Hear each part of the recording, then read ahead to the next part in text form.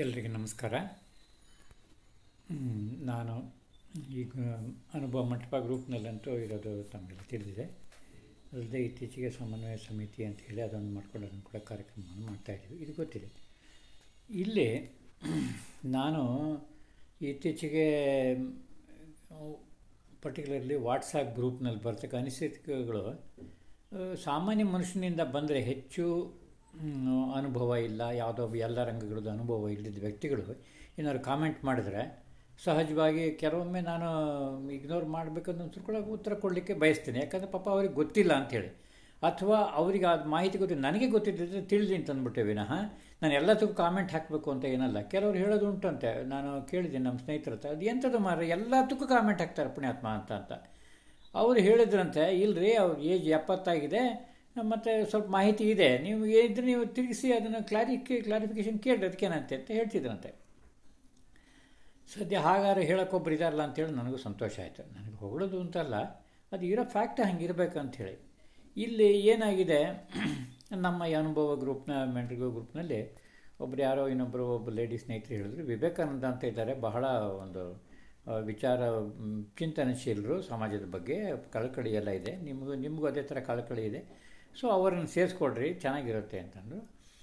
ಸರಿ, ನಮಗೂ ಸಂತೋಷ. ಆವಾಗ ಅಷ್ಟೇ ಶುರು ಮಾಡಿದ್ವಿ ನಾವು ಅನುಭವ ಮಂಟಪದ ಗ್ರೂಪಿಂದ ನಾವು ಸೇರಿಸ್ಕೊಂಡ್ವಿ. ನಾನು ಆವಾಗಲಿಂದ ಅವರದ್ದು ಮಧ್ಯೆ ನೋಡ್ತಾ ಇದ್ದೆ, ಇತ್ತೀಚೆಗೆ ನಾನು ನೋಡ್ತಾ ಇಲ್ಲ, ಮೊದಲೆಲ್ಲ ಕಂಟಿನ್ಯೂಸ್ ಆಗಿ ನೋಡ್ತಿದ್ದೆ.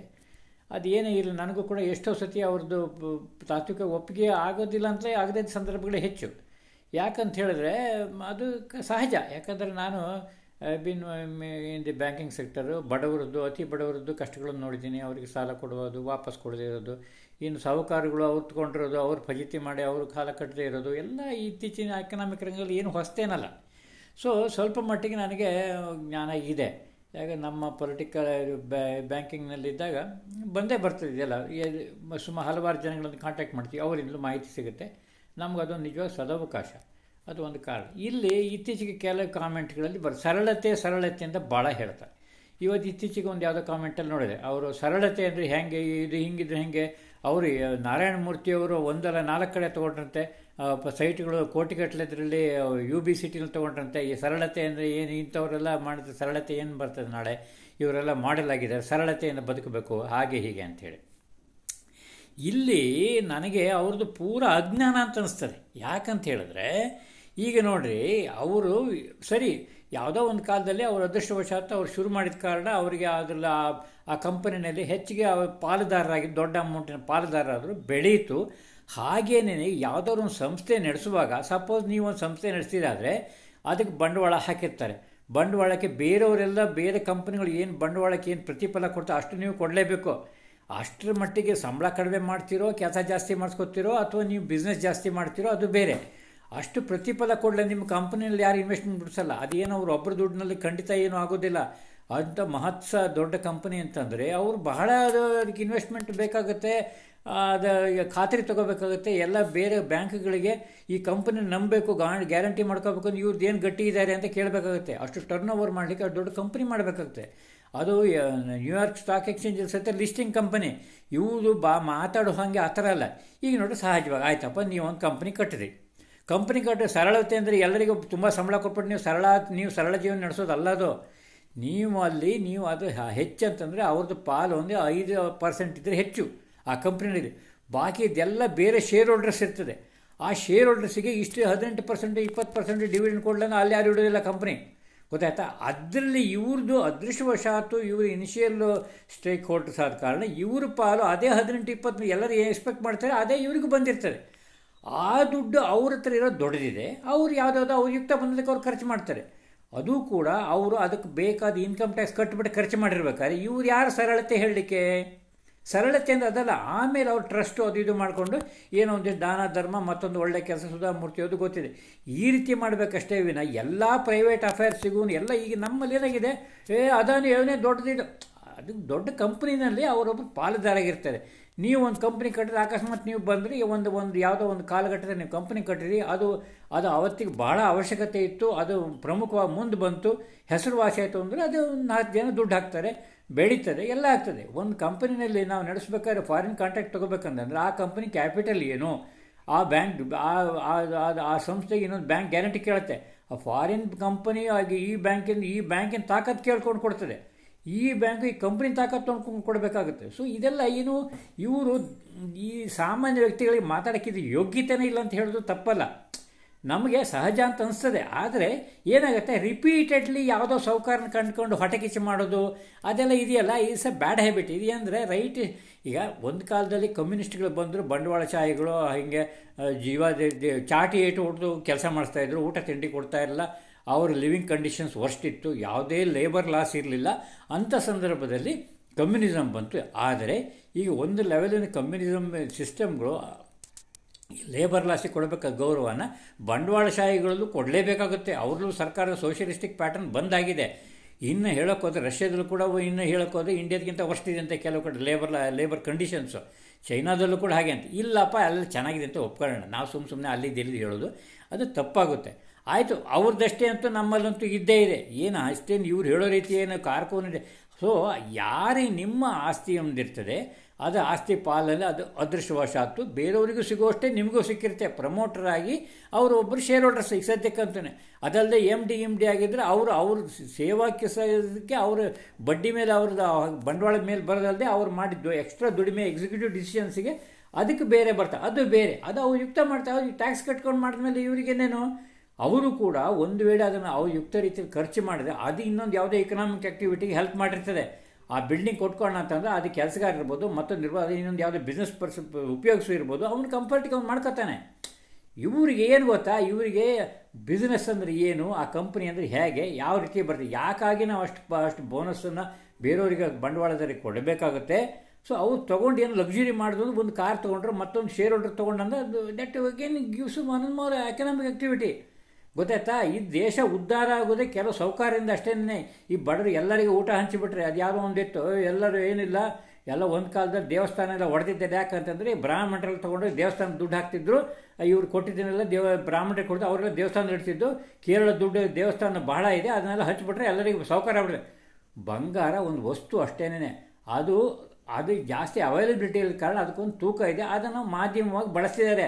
ಆ ಬಂಗಾರನೆಲ್ಲ ಮಾರ್ಬಿಟ್ಟು ಹಂಚಿಬಿಟ್ಟು ಮತ್ತೆ ದುಡಿಮೆ ಇಲ್ಲ ಅಂದರೆ ನಾಳೆ ಏನು ಊಟ ಬರೋಲ್ಲ, ಬಂಗಾರ ಕೊಂಡ್ಕೊಳ್ಳೋನೇ ಇರೋಲ್ಲ. ಒಂದು ಯಾವುದೋ ಒಂದು ಜೋಕಿತ್ತು, ಹೇಳ್ತೀನಿ ಕೇಳ್ರಿ. ನಮ್ಮ ತಮ್ಮ ಒಬ್ಬರು ಹೇಳ್ತಿದ್ದ, ಅಲ್ಲ ಒಂದು ಸರಿ ಕೇಳ್ದಂತೆ, ನಮಗೆ ಬೇಕಾದಷ್ಟು ದುಡ್ಡು ಕೊಟ್ಟುಬಿಟ್ರಿ ದೇವರೇ, ಯಾಕೆ ನಮಗೇನು ಚಿಂತೆನೇ ಇಲ್ಲ, ಯಾಕೆ ನಮಗೆ ಇಷ್ಟೊಂದು ಬಡತನದಲ್ಲಿದ್ದೀವಿ, ನಾವು ಬೇಕಾದಷ್ಟು ದುಡ್ಡು ಸಿಗಬೇಕು, ಅಷ್ಟು ಆ ರೀತಿ ವರ ಕೊಡುವಂತ. ಆಯ್ತಪ್ಪ, ನಿಮ್ಗೆ ಯಾರ್ಯಾರಿಗೆ ಎಷ್ಟು ದುಡ್ಡು ಬೇಕೋ ಅಷ್ಟು ವರ ಕೊಡ್ತೀನಿ ಅಂತ ಹೇಳ್ಬಿಟ್ಟಂತೀವಿ. ಸರಿ ಮಾಡಿದ ಮತ್ತೆ ಏನು ಎಷ್ಟು ಕೇಳಿದ್ರು ಮನೇಲಿ ಅಷ್ಟು ದುಡ್ಡು ಇರೋದಂತೆ. ಯಾರು ಬೇಕಾದ್ರೆ ಆಮೇಲೆ ಏನೋ ಒಂದು ಮನೇಲಿ ಏನೋ ರಿಪೇರಿ ಕೆಲಸ ಆಯಿತು, ಮನೆ ನೀರು ತಂದಾಕಬೇಕು, ಮತ್ತು ಅಲ್ಪ ಸ್ವಲ್ಪ ಇರ್ತದಲ್ಲ ದುಡ್ಡು ಬಂದ ಕೂಡ ಅವನು ಏನು ಮಾಡ್ತಾನೆ, ಅವನು ಸೌಕರ್ಯ ಅಂತಾರೆ ಬಿಹೇವ್ ಮಾಡೋಕ್ಕೆ ಶುರು ಮಾಡ್ತಾನೆ. ಒಂದು ಕೆಲಸದಾರ ಇಟ್ಕೊಂಡ್ರೆ ಕೆಲಸ ಬರೋಕ್ಕೆ ಯಾಕೆ, ಅವನ ಹತ್ರ ದುಡ್ಡಿದೆ, ಎಲ್ಲರಿಗೆ ದೇವ್ರು ಕೊಟ್ಟಾಯ್ತಲ್ಲ, ಮತ್ತು ಇವನಿಗೆ ಕೆಲಸದವನು ಯಾಕೆ ಬರ್ತಾನೆ, ಹೌದಾ? ಸೊ ಎಲ್ಲ ವರ್ಗದ ಜನಗಳು ಅನಿವಾರ್ಯ, ದೇವರು ಹುಟ್ಟಿಸಿರ್ತಾನೆ, ಬಡತನ ಫ್ಯಾಮಿಲಿ ಹುಟ್ಟಿರ್ತಾನೆ, ಅವನು ನ್ಯಾಚುರಲಿ ಅವನು ಸೌಕಾರ ಆಗೋ ಚಾನ್ಸ್ ಕಡಿಮೆ ಇರ್ತದೆ. ಸೌಕಾರ ಹುಟ್ಟಿರ್ತಾನೆ, ಅದು ಏನು ದೈವ ನಿಯಮ ಅಷ್ಟೇ. ಇದು ಏನು ಅಂತ ಹೇಳಿದ್ರೆ, ಒಬ್ಬೊಬ್ಬನು ತನ್ನ ಪ್ರಯತ್ನ ಮಾಡಿ ಮುಂದುವರಿಬೇಕೇ ವಿನ ಸುಮ್ಮನೆ ಈಗ ಒಂದು ಹಳ್ಳಿನ ಹುಟ್ಟಿದವನಿಗೆ ಅವನಿಗೆ ಆಪರ್ಚುನಿಟಿ ಕಡಿಮೆ ಇದ್ದೇ ಇರ್ತದೆ, ಸಿಟಿನ ಹುಟ್ಟಿದವನಿಗೆ ಆಪರ್ಚುನಿಟಿ ಜಾಸ್ತಿ ಇದ್ದೇ ಇರ್ತದೆ. ಏನು ಅದರಲ್ಲಿ ಹಳ್ಳಿನಲ್ಲಿದ್ದು ಹಂಗೆ ಹಿಂಗೆ ಸಿಟಿಗೆ ಬಂದ ಅವನು ಬುದ್ಧಿವಂತನಾಗಿದ್ದ ಆಪರ್ಚುನಿಟಿ ಅವನಿಗೂ ಲಾಭ ಆಗಿರ್ತದೆ.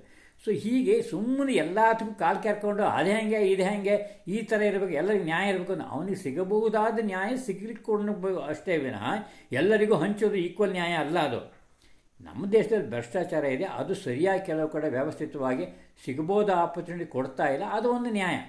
ಸೊ ಇದು ಇದೆಯಲ್ಲ, ಇದು ನನಗೆ ಒಂದು ಸತಿ ಯಾಕೆ ಹೇಳ್ಕೊಂಡು ನಮಗೇನಾಗಿದೆ ಅಂದರೂ ಕೂಡ ಅದು ಒಂದು ಸತಿ ಯುವ ಜನಾಂಗಕ್ಕೆ ಏನು ಕೊಡ್ತದೆ, ತಪ್ಪು ಅಭಿಪ್ರಾಯ ಕೊಡ್ತಾರೆ. ಹೌದೌದು ಇವ್ರು ಹೇಳ್ಕೊಳ್ಳೋ ಹೌದೌದು ಕರೆಕ್ಟ್ ಅಲ್ವಾ, ಬಂಗಾರ ಹಂಚಿಬಿಟ್ಟಿದೆ. ಬಂಗಾರ ಒಂದು ಟೈಮ್ ಹಂಚಿ ಮಾರಿದರೆ ಏನಾಗ್ತಿತ್ತು, ದೇಶ ಉದ್ಧಾರ ಆಗೋದು, ಹೊಸ ಪ್ರಾಡಕ್ಟ್ ತಯಾರಾಗಿ ಅದನ್ನು ದುಡಿದು ಅದನ್ನು ಉಪಯೋಗಿಸ್ಕೊಳ್ಳೋ ಯೋಗ್ಯತೆ ಮತ್ತೊಬ್ಬ ಕನ್ಸ್ಯೂಮರಿಗೆ ಬಂದರೆ ಆದರೆ ಅಷ್ಟೇ. ಬರೀ ಪ್ರೊಡಕ್ಷನ್ ಆದರೂ ಸಾಲದು, ಆ ಕನ್ಸ್ಯೂಮರಿಗೆ ಕೆಪಾಸಿಟಿನೂ ಇರಬೇಕು. ಸೊ ದೇಶ ಅಭ್ಯುದಯಕ್ಕೆ ಮಾನವ ಸಂಪನ್ಮೂಲ, ಬೌದ್ಧಿಕ ಆಗಲಿ ದೈಹಿಕ ಆಗಲಿ, ನೈಸರ್ಗಿಕ ಸಂಪತ್ತು, ಅಲ್ಲಿರ್ತಕ್ಕಂಥ ಬುದ್ಧಿವಂತಿಯಿಂದ ಉಪಯೋಗಿಸ್ಕೊಂತ ಕೆಲ ವ್ಯಕ್ತಿಗಳು ಎಲ್ಲ ಸೇರಿಕೊಂಡು ಒಂದು ದೇಶದ ಪ್ರಗತಿ ಆಗ್ತದೆ. ಅದರಲ್ಲಿ ಅಷ್ಟು ಇಷ್ಟು ಸರ್ಕಾರದ ಪಾತ್ರ ಇರ್ತದೆ. ಕೆಲವು ಸತಿ ಏನಾಗುತ್ತೆ, ಅಷ್ಟು ಬಂಡವಾಳ ಇಲ್ಲ ಅಂತ ಸರ್ಕಾರ ಅದಕ್ಕೆ ಸ್ವಲ್ಪ ಲಾಸ್ ಆದರೂ ಪರವಾಗಿಲ್ಲ ಅಂತ ನಮ್ಮ ದೇಶದಲ್ಲಿ ನವರತ್ನಗಳು ಅಂತ ಅವ ಇಂಡಸ್ಟ್ರಿ ಮಾಡಿದ್ರು, HMT, HAL, BL ಅಂತ. ಹಾಗೆ ಅಂಥ ಸಂದರ್ಭದಲ್ಲಿ ಕೆಲವು ಸತಿ ಸರ್ಕಾರನೂ ಅದನ್ನು ತಲೆ ಹಾಕಿ ಲಾಸ್ ಆದರೂ ಪರವಾಗಿಲ್ಲ ಮಾಡಿ. ಫಾರ್ ಎಕ್ಸಾಂಪಲ್ ಇಂಡಿಯನ್ ರೈಲ್ವೇಸ್, ಜಪಾನಲ್ಲೂ ಕೂಡ ರೈಲ್ವೇಸ್ ಲಾಸ್ನಲ್ಲಿ ನಡೆಯೋದಂತೆ. ಅದು ಲೆಕ್ಕ ಇಡ್ತಾರೆ, ನಮ್ಮ ಲೆಕ್ಕ ಇಡ್ತಾ ಇಲ್ಲ ಅಷ್ಟೇ. ಯಾಕಂದರೆ ಒಂದು ವ್ಯಕ್ತಿ ದುಡಿಯೋರು ಈ ಕಡೆಯಿಂದ ಆ ಕಡೆ ಹೋಗಲೇಬೇಕು, ಇಲ್ಲ ನಾವು ದುಡಿಮೆ ಮ್ಯಾನ್ ಅವರ್ಸ್ ಲಾಸ್ ಆಗುತ್ತೆ. ಅದಕ್ಕೋಸ್ಕರ ಸರ್ಕಾರ ಎಲ್ಲಿಂದಾದ್ರೂ ಬರುತ್ತೆ ಬಿಡು ಆಗಲಿ ಅಂಥೇಳಿ ಆ ರೀತಿ ಕೆಲವರಿಗೆ ಚೀಪಾಗಿ ಫೆಸಿಲಿಟೀಸು, ಟ್ರಾನ್ಸ್ಪೋರ್ಟೇಷನ್ನು ಎಲ್ಲ ಮಾಡಿಕೊಡ್ತದೆ. ಸೊ ನೀವು ಮಾಡೋ ಮೊದಲು ಯಾಕೆ ಹಾಗಿದ್ರೆ ಸ್ವಲ್ಪ ಯೋಚನೆ ಮಾಡಿರಿ. ಯಾಕೆ ಅದು ಅವರಿಗೆ ಅಷ್ಟು ಬರ್ತದೆ, ಬರಲಿಕ್ಕೆ ಏನು ಕಾರಣ, ಎಲ್ಲ ಅದು ಬೇರೆಯವ್ರಿಗೆ ಯಾಕೆ ಬರಲ್ಲ, ಅಥವಾ ಇದು ಬರಲೇಬೇಕಾಗಿದೆ, ಅದು ಹೆಂಗೆ ಬರ್ತದೆ, ಅದು ಟ್ಯಾಕ್ಸ್ ಕಟ್ಟಿದ ಮೇಲೆ ಮುಗೀತು. ಸಂತೋಷ್ ಹೆಗ್ಡೆ ಅವರೇ ಹೇಳಿದ್ದಾರೆ, ಕೋಟಿಗಟ್ಟಲೆ ದುಡಿರಪ್ಪ, ಅದಕ್ಕೆ ನ್ಯಾಯವಾದವಾಗಿ ಟ್ಯಾಕ್ಸ್ ಕಟ್ಟಿದೆ ಅಂತಂತೆ.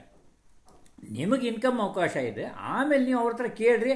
ಅವ್ರು ಏನೂ ಕೊಡಲಿಲ್ಲ, ಯಾವುದೇ ಸಾಮಾಜಿಕ ಕಾರ್ಯಗಳು ಏನೂ ಮಾಡಲಿಲ್ಲ. ನಾವು ಹೇಳೋಕ್ಕೋದ್ರೆ ಸಾಮಾಜಿಕ ಕಾರ್ಯಗಳೆಲ್ಲ ದುಡಿಯುವ ಅವಕಾಶಗಳನ್ನು ನಾವು ಕ್ರಿಯೇಟ್ ಮಾಡಿದ್ರೆ ಬೇಕಾದಷ್ಟು. ಅವ್ರು ದಾನ ಕೊಡೋದೇ ತಪ್ಪು. ನಮ್ಮ ಇದ್ರ ಪ್ರಕಾರ ನಾವು ಪ್ರಜಾಕೀಯದ ಪ್ರಿನ್ಸಿಪಲ್ ಇರಲಿ, ನಾವು ಸಮನ್ವಯ ಪ್ರಿನ್ಸಿಪಲ್, ನಾವು ದಾನ ಕೊಡೋದು ಎಗೇನ್ಸ್ಟೇ ನಾವೇನಿದ್ರು, ಅದೇನಿದ್ರೂ ಅವ್ರು ದುಡಿಯೋ ಆಪರ್ಚುನಿಟಿ ಕೊಡಬೇಕು. ಆದರೆ ಆಪರ್ಚುನಿಟಿ ಅಂದ್ಬಿಟ್ಟು ಎಲ್ಲರಿಗೂ ಫ್ಯಾಕ್ಟ್ರಿ ಓಪನ್ ಮಾಡಿಬಿಟ್ರೆ ಹಂಗೂ ಅಲ್ಲ. ಯುಕ್ತವಾದ ಅಮೌಂಟು, ದುಡಿಯಕ್ಕಾಗ್ತಕ್ಕಂಥ ಅಮೌಂಟನ್ನಷ್ಟೇ ಅಲ್ಲಿ ಇನ್ವೆಸ್ಟ್ಮೆಂಟಿಗೆ ಸಹಾಯ ಮಾಡಬೇಕು. ಅದಕ್ಕೋಸ್ಕರ ದೇಶದಲ್ಲಿ ಸಬ್ಸಿಡಿ ಕೊಟ್ಟಿದ್ದು ಎಷ್ಟೋ ಇಂಡಸ್ಟ್ರಿ ಲಾಸ್ ಆಗಿದೆ. ಯಾಕಂದರೆ ಎಲ್ಲರೂ ಒಟ್ಟೊಟ್ಟಿಗೆ ಪ್ರಾಡಕ್ಟ್ ತಯಾರು ಮಾಡಿದ್ರೆ ಕೊಳ್ಳೋರು ಯಾರಿದ್ದಾರೆ ಅಲ್ವಾ? ವೆಚ್ಚನೇ ಇರೋದಿಲ್ಲ. ಎಲ್ಲ ಕಡೆ ಪ್ರಾಡಕ್ಟ್ ರೇಟ್ ಕಡಿಮೆ ಆದ್ಕೊಳ್ಳಿ ಏನಾಯ್ತು, ಅವ್ನು ದುಡ್ಡೇ ಬರಲ್ಲ ಅಂದರೆ ನಾಳೆ ಸಾಲವೂ ಕೊಟ್ಟಲ್ಲ, ಏನಿಲ್ಲ. ಆದರೂ ಕೂಡ ಯಾವತ್ತೂ ಹೊಸ ಇಂಡಸ್ಟ್ರಿ ಮಾಡೋರಿಗೆ ಅದಕ್ಕೆ ಅವ್ನು ಕಟ್ಟಿಲ್ಲ ಇವ್ನು ಕಟ್ಟಿಲ್ಲ ಅಂತ ಬ್ಯಾಂಕ್ನವ್ರು ಕೊಡೋದನ್ನು ನಿಲ್ಲಿಸ್ಬಿಟ್ರೆ ಒಳ್ಳೆ ಇಂಡಸ್ಟ್ರಿಯಲಿಸ್ಟ್ ಇದ್ದರೆ ಅವನಿಗೆ ತೊಂದರೆ ಆಗಬಾರ್ದು ಅಂತೇಳಿ ಎಷ್ಟೇ ಆಗಲಿ ನೀವು ಬ್ಯಾಂಕಿನ ನೀವು ಕೊಡಬೇಕು. 25ರಲ್ಲಿ ನಮ್ಮ ಎಕ್ಸ್ಪೀರಿಯನ್ಸ್ ಪ್ರಕಾರ ಪ್ರತಿ ಹೊಸ 25 ಹೊಸ SSIನಲ್ಲಿ 20ಕ್ಕಿಂತ ಜಾಸ್ತಿ ಲಾಸ್ ಆಗಿ ಮುಳುಗೋಗಿದ್ದಾವೆ. ಆದರೂ ಕೂಡ 5 ಮಕ್ಕಳದು ಜೀವಂತವಾಗಿದ್ದು ಮತ್ತೆ ಗಟ್ಟುಮುಟ್ಟಾಗಿದ್ದು ಹುಟ್ಟಬೇಕು ಅಂದ್ಬಿಟ್ಟೆ SSI ಇಂಡಸ್ಟ್ರಿ ಮತ್ತೂ ಕೊಡ್ರಿ ಅಂತ ಹೇಳ್ತಾರೆ. ಎಲ್ಲ ಸಾಕಷ್ಟು ನಿಯಮಗಳಿದ್ದಾವೆ, ಅದರಲ್ಲಿ ಫಾಲ್ಟ್ ಇದ್ದಾವೆ. ಫಾಲ್ಟ್ಸ್ ಹುಡುಕಿ ಸರಿ ಮಾಡಿದ್ರೆ ಸಾಕು. ನಿಮ್ಮ ಲೆವೆಲಿಗೆ ನಿಮ್ಗೆ ತಿಳಿತಕ್ಕಂಥ ಫಾಲ್ಟ್ಗಳನ್ನು ನಾವೀಗ ಸಂಸ್ಥೆಯಲ್ಲಿ ಅದೇ ಮಾಡ್ತೇವೆ. ನಮಗೇನು ಅದು ಆಡಳಿತದ್ದು ವ್ಯವಹಾರದಲ್ಲಿ ಆಗೋ ದುಷ್ಪರಿಣಾಮಗಳಾಗಲಿ, ಭ್ರಷ್ಟಾಚಾರ ಆಗಲಿ, ಸೋಮಾರ್ಥ ಕಡಿಮೆ ಆಗಲಿಕ್ಕೆ ನೋಡಿರಿ ನೀವು ಸಾಕು. ಬಾಕಿ ಎಲ್ಲ ಅದು ಪ್ರಪಂಚ ಅದಕ್ಕೆ ನಡೆದಿದೆ, ಅದೇ ಥರ ನಡೀತದೆ, ಆಯಿತಾ? ಅದೆಲ್ಲ ಇವೆಲ್ಲ ಇದಾವಲ್ಲ. ಏನೋ ನಾವು ಹೇಳಿದ್ರು ಈ ಥರನ ಲಾಲ್ ಬಹದ್ದೂರ್ ಶಾಸ್ತ್ರಿ ಹಂಗೆ ಆಕ್ಸಿಡೆಂಟ್ ಆದ್ಕೊಳ್ಳಿ ಬಿಟ್ಟು ಓಡೋದಕ್ಕೆ, ಮಿನಿಸ್ಟ್ರಿ ಬಿಟ್ಟು ಓಡೋದಕ್ಕಲ್ಲ ಅದು. ಇರಲಿ, ಅವತ್ತಿನ ಇದರಲ್ಲಿ ಅದು ಒಂದು ಆದರ್ಶ ಅಂತೇಳಿ ಅವ್ರು ಮಾಡಿದರು. ನಂತರ ಅವರು ಪ್ರೈಮ್ ಮಿನಿಸ್ಟ್ರು ಆದರು, ಹೌದಾ? ಸೊ ಅದು ಯಾವುದೋ ಒಂದೊಂದು ಕಾಲಘಟ್ಟದಲ್ಲಿ ಒಂದೊಂದು ರೀತಿ ಒಂದು ಬಿಹೇವಿಯರು, ಗಾಂಧಿ ಕಾಲದಲ್ಲಿ ಬಿಹೇವಿಯರು ಅದು ಆದರ್ಶ ಅಂತಾಗಿತ್ತು. ಅದು ಅವರ ಪರ್ಪಸ್ಸಿಗೆ ಆ ಆದರ್ಶಪ್ರಾಯ ಬಿಹೇವಿಯರು ಅದು ಜನಗಳು ಕನ್ವಿನ್ಸ್ ಮಾಡ್ತೀವಿ, ಜನಗಳಿಂದ ಉಪಯೋಗಿಸ್ರು. ಸರ್ವಕಾಲಕ್ಕೂ ಅದೆಲ್ಲ ಬರೋದಲ್ಲ, ಗೊತ್ತಾಯ್ತಾ? ಸ್ವಲ್ಪ ಯೋಚನೆ ಮಾಡಿಕೊಂಡು ರಿಮಾರ್ಕ್ ಹಾಕ್ರಿ, ಸ್ವಲ್ಪ ಸ್ಟಡಿ ಮಾಡಲಿ. ಅಷ್ಟು ನನಗೆ ಅಂಥ ವ್ಯಕ್ತಿಗಳು ಅಷ್ಟು ಸಮಾಜದಲ್ಲಿ ಅಷ್ಟು ಓಡಾಡಿ ಮಾಡಿ ಮತ್ತು ಈ ಥರ ರಿಮಾರ್ಕ್ಸ್ ಹಾಕಿದ್ರೆ ಅದೇ ಹೇಳಿದ್ದೇನೆ ಹೇಳೋದು ಅಂತಂದರೆ ನನಗೆ ಒಂದು ಸತಿ ಅದು ಭಾಳ ಖೇದ ಆಗ್ತದೆ. ಈಗ ಆರ್ಡಿನರಿ ಹೊಸ ಯುವಕರು ಏನೋ ಒಂದು ಹೇಳಿದ್ರಪ್ಪ, ಏನಪ್ಪ ಹಿಂಗೆ ನಮ್ಮನ್ನು ಬಡವನಾಗೇ ತುಳಿದು ಇಟ್ಬಿಟ್ಟಿದೆ, ಅದಕ್ಕೋಸ್ಕರ ನಾವು ಉಳಿದುಬಿಟ್ಟಿದ್ದೀವಿ ಹೇಳ್ತಾರೆ. ಪಾಪ ಅವ್ರ ಸಂಕಟ ಅವ್ರಿಗಿರ್ತದೆ, ಹೌದಾ? ಅದಕ್ಕೆ ನಾವು ಮುಂದೆ ಲಿವರೇಜ್ ಕೊಡಲೇಬೇಕು. ಗ್ರ್ಯಾಜುವಲಿ ಅವನಿಗೂ ನಾಲೆಜ್ ಬರ್ತದೆ. ನಾವು ಅದಕ್ಕೋಸ್ಕರ ನಾನು ಕೆಲವೆಲ್ಲ ಕ್ಲಬ್ ಹೌಸ್ ಎಲ್ಲರೂ ಹೇಳೋದುಂಟು, ಇದು ಆ್ಯಕ್ಚುಯಲ್ ಫ್ಯಾಕ್ಟ್ ಹೀಗಿದ್ದೀರಪ್ಪ ತಿಳ್ಕೊಬೇಡ್ರಿ. ಮಲ್ಯ ಒಬ್ಬನೇ ಅಲ್ಲ, ನಮ್ಮ ದೇಶದಲ್ಲಿ ಕೋಟ್ಯಾಂತರ ಜನ ಸಾಲ ತೊಗೊಂಡು ಕೈ ಕೊಟ್ಕೊಂಡು ಇಲ್ಲೇ ಇದ್ದಾರೆ ಅಷ್ಟೇ, ಆಯಿತಾ? ಅವ್ರ ಅಮೌಂಟ್ ದೊಡ್ಡದಾಗಿರ್ಬೋದು. ಅವರು ಅವತ್ತು ಪರ್ಸನಲ್ ಗ್ಯಾರಂಟಿ ಕೊಟ್ಟಿದ್ದಕ್ಕೆ ಸಿಕ್ಕಾಕ್ಕೊಂಡ್ರು. ಇವಾಗ ಯಾರು ಪರ್ಸನಲ್ ಗ್ಯಾರಂಟಿ ಅವರಷ್ಟು ಧೈರ್ಯ ಮಾಡಿ ಕೊಡೋದೇ ಇಲ್ಲ. ಅವ್ರು ಕೊಟ್ಟಿದ್ದಕ್ಕೆ ಅವ್ರು ಕನ್ಸೆಷನ್ ಕೊಟ್ಟರು ಇವ್ರು ಹೇಳ್ತಾರೆ ಅವನಿಗೆ ಕನ್ಸೆಷನ್ ಕೊಟ್ಟರೆ ಅವ್ನು ಅಲ್ಲಿತ್ತು ಇಲ್ಲಿತ್ತು ಪ್ರಾಪರ್ಟಿ ಅಂತ. ಸೊ ಇದೆಲ್ಲ ಏನು ವಿವಾದಾತ್ಮಕ ಹೇಳಿಕೆಗಳವೆಲ್ಲ. ಸರ್ಕಾರ ಒಪ್ಪಬೇಕು, ಬ್ಯಾಂಕಿಂಗ್ನವರು ಇಲ್ಲ ಅಷ್ಟು ಕೊಡ್ತೀವಿ ಅಂತಂದರೆ ಆ ಸರ್ಕಾರಿ ಬ್ಯಾಂಕ್ಗಳು ಅಲ್ಲಿ ಪೊಲಿಟಿಕಲ್ ಪಾರ್ಟಿ ಒಪ್ಪಬೇಕು, ಆಯ್ತಪ್ಪ ಕೊಡ್ರಿ ಅಂತ ಕೊಟ್ಟುಕೊಳ್ಳಿ. ವಿರೋಧ ಪಕ್ಷದವ್ರು ಇವರು ಹಾಕ್ತಾರೆ, ಇವರು ಇಲ್ಲಿ ಕೂತಿದ್ರು ಅವ್ರು ಹೇಳ್ತಿದ್ರು, ಅಲ್ಲಿ ಕೂತಿದ್ರು ಹೇಳ್ತಿದ್ರು.